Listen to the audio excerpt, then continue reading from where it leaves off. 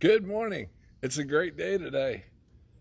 The sun's shining, the sky is blue. What else could you want? Birds are singing. It is awesome out.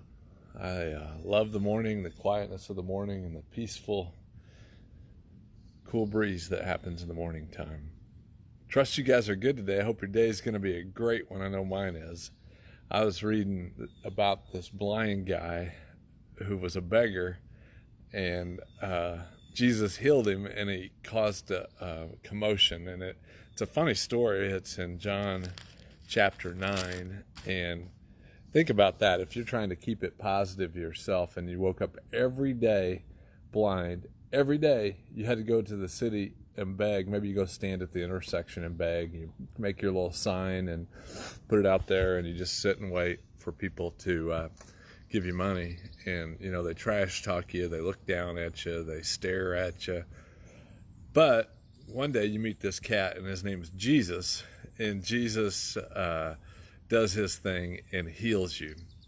And there's these political powers. Maybe it's the local political powers, because I live in Fishers, so say it's the Fishers political powers. All these politicians think they're a big deal, and they hear there's a new politician in town, somebody that's got more power than them, somebody that's able to do more than they can with just their words. And so these politicians are known as Pharisees, and they don't like the idea that this fella that was blind now can see, because they feel like their political power is being depleted. So imagine you've been driving by this guy at the intersection every day. He's got a new sign out. You give him $1 or 50 cents or whatever every day.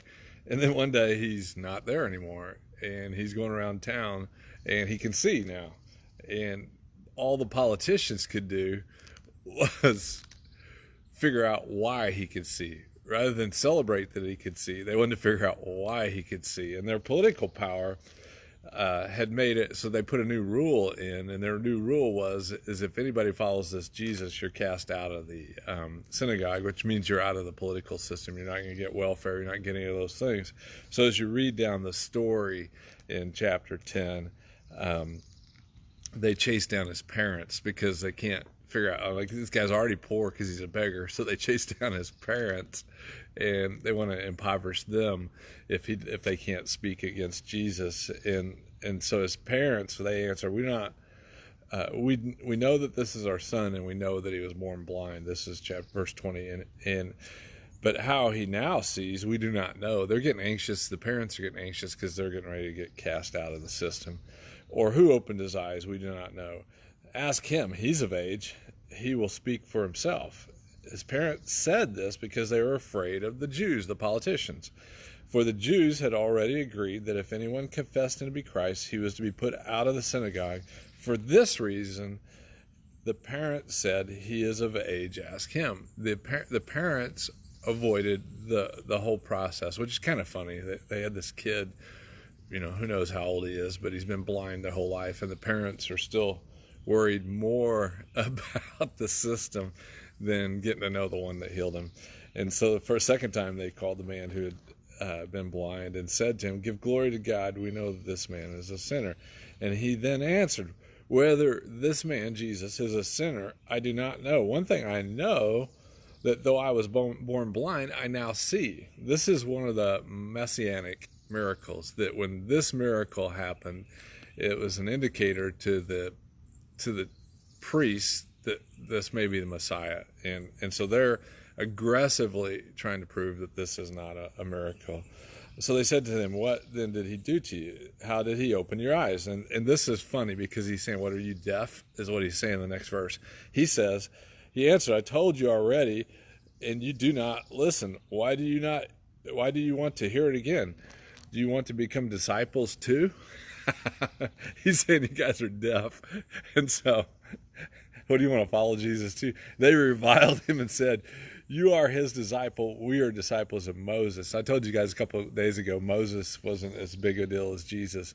And they said, we know that God has spoken to Moses, but as for this man, we do not know where he is from. And the blind man answered and said to them, well, here is an amazing thing, that you do not know where he is from, and yet he opened my eyes.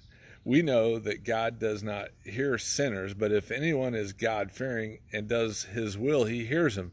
Since the beginning of time, it has never been heard that anyone opened the eyes of a person born blind.